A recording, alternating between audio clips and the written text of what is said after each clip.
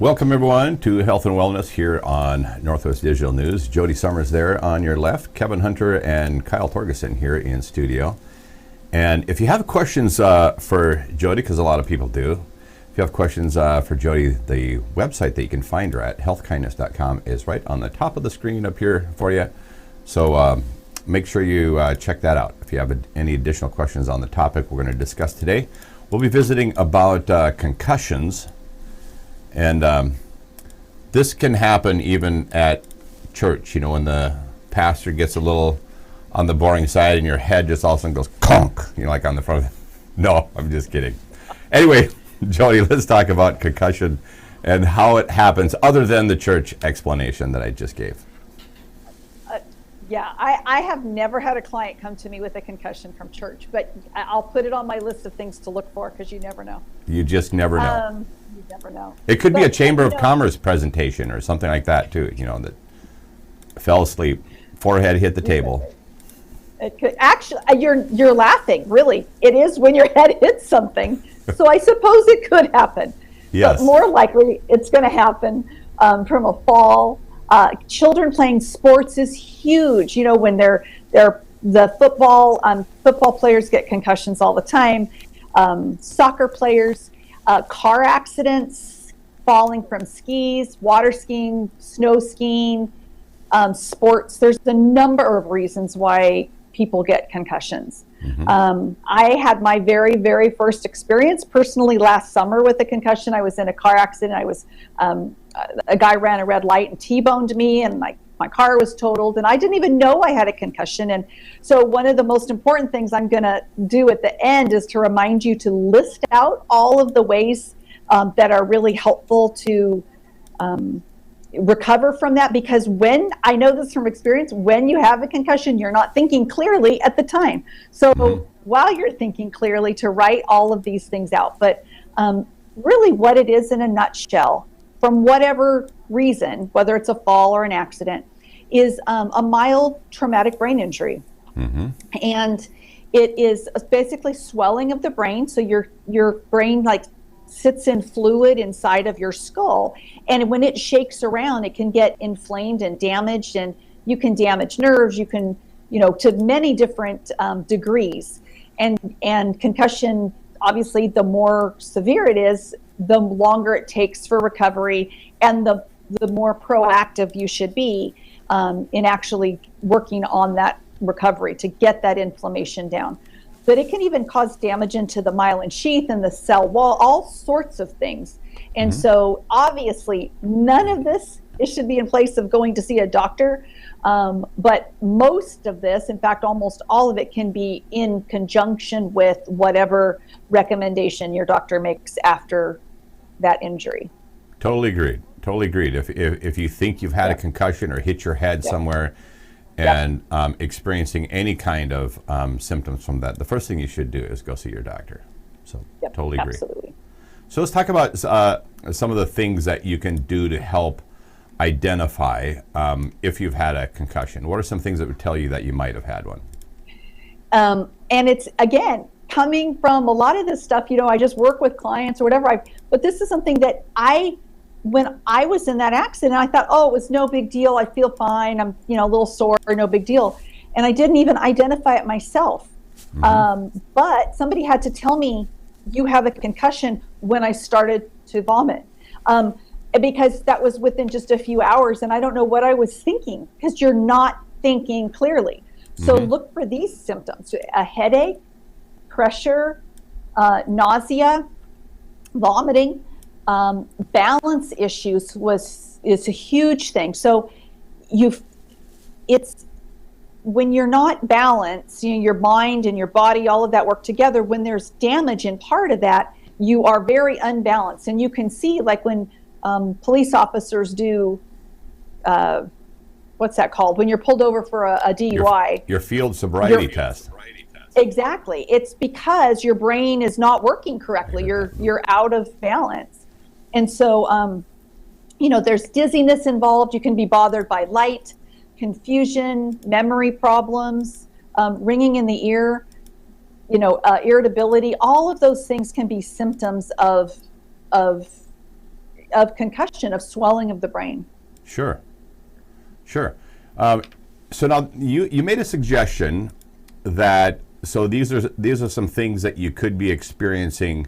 You made a suggestion because, like, in a situation of an accident or other places that you might be where this could happen, that maybe you should write down some of these suggestions, put them in your glove box or places like that, so that while you're not really thinking clearly, and you might not be aware of some of these symptoms, that you have it in a place where at least you might think to look and go, wait a minute, maybe I have had a concussion. Right. So usually if you go to the doctor or you look online, the two things that are always common, and you should do, of course, is rest, because it was damaged, your brain was damaged, or your swelling around the area was damaged. And so you need rest, and rest is really important for all healing. And we've talked about that so many times. Mm-hmm. And time brings down inflammation. Mm-hmm. So you want to reduce the inflammation, and there's different ways to do that. We're going to talk about that in a minute, but you want to rebuild the brain and then increase your mitochondrial function, which is to help you think again. So those are some things that you can do, but you don't want to do any heavy lifting. Mm-hmm. You obviously don't want to bend if you can help it. I mean, sometimes you can help it, but you don't want to bend, put your head below your heart, because mm-hmm. that can actually create pressure in the head. Mm-hmm. So no yoga poses, no bending down, leaning over. Reduce your screen time, and whether that be TV or computer or phone. The blue light from screen times is very hard on the brain and very hard on the eyes, and you need to give that a rest. So if you've had a concussion, you shouldn't be watching this. That would be correct.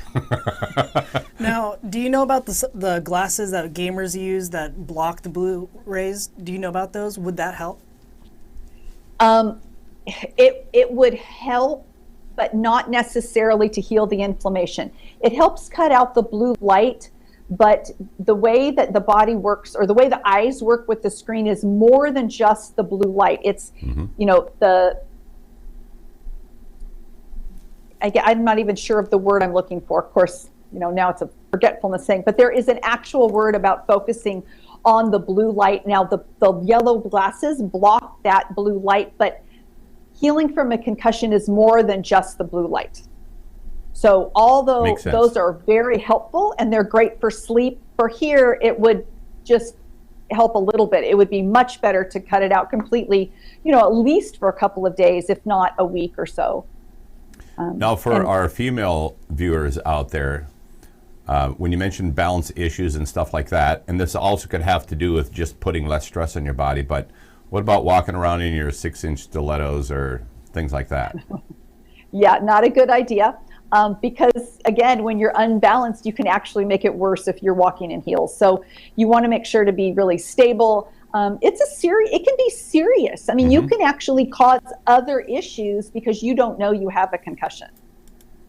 Yeah, who needs a broken hip or something else because right. you got balance issues and whatever right. else. So what are some of the ways that you can naturally help reduce the inflammation associated with concussion? And this is where I think it really ties along and goes along with whatever the doctor recommends. But these are ways to actually help support that are going to be safe pretty much whatever that recommendation from your doctor would be. Hydration is probably the number one thing you can do. In fact, we should talk, what really be a really good topic is headaches and migraines for this one of our segments. But one of the main reasons that people get headaches and migraines is because they're dehydrated, or at least that leads to some of the excess symptoms of that. Hydration is probably, next to some good EFAs, probably be my number one suggestion, and rest, obviously. But hydration is where that fluid moves, and it brings healing, and it gets rid of the toxins. And so when your brain is damaged, you need to move that damage through, and water is the way that you do that in there. One of the things that they taught us in the military a lot was about hydration, and so much emphasis was put on hydration that they actually scheduled stops. Like if we were out on a road march, they would schedule stops. They're called hydration stops. And throughout training and throughout the day and everything else, and it became such an obvious thing. Like people who weren't used to hydrating regularly were obviously always needing to go to the restroom for a while, and then your body gets used to this hydration level, and then all of a sudden it's not a problem.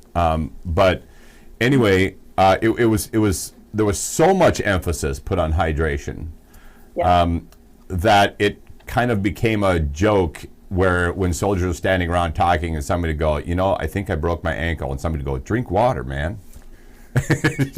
And so you'd go, well, yeah, actually hydrating would be good for the broken ankle too, but that's not going to fix your broken ankle. No, exactly.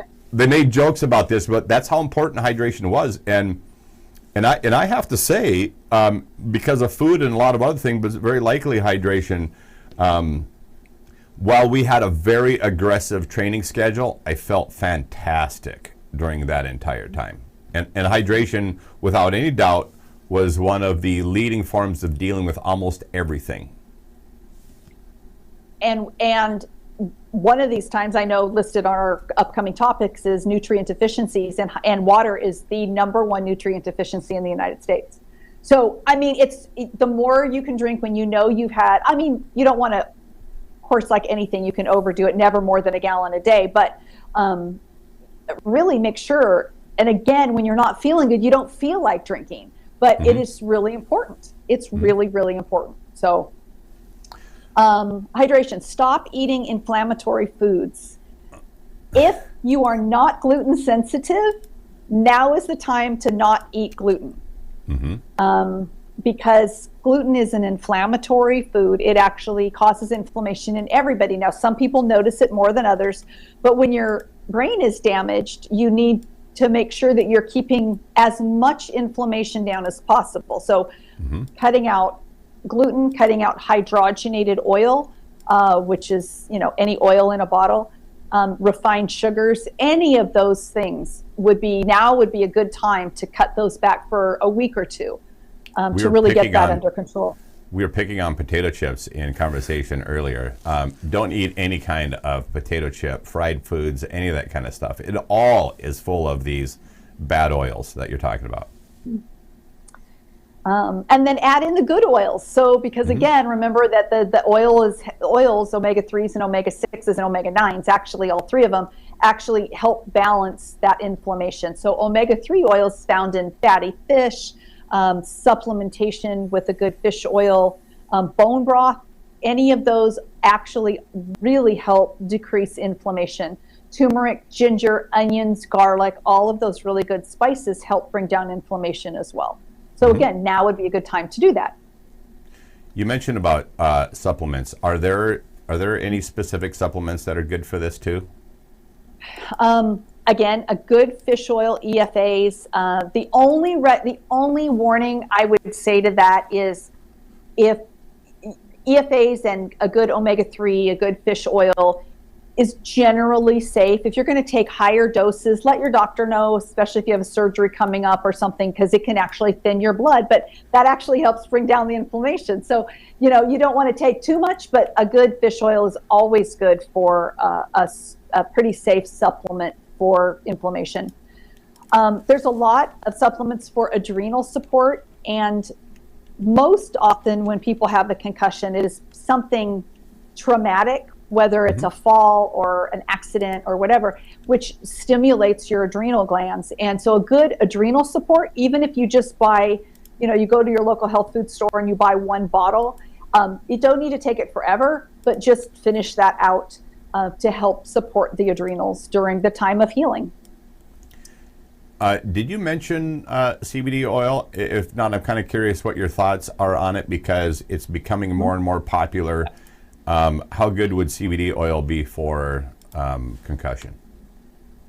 It is one of the things that I actually added when I realized that I had a concussion later that evening. It is one of the things that I added, and I would keep it in my medicine cabinet all the time.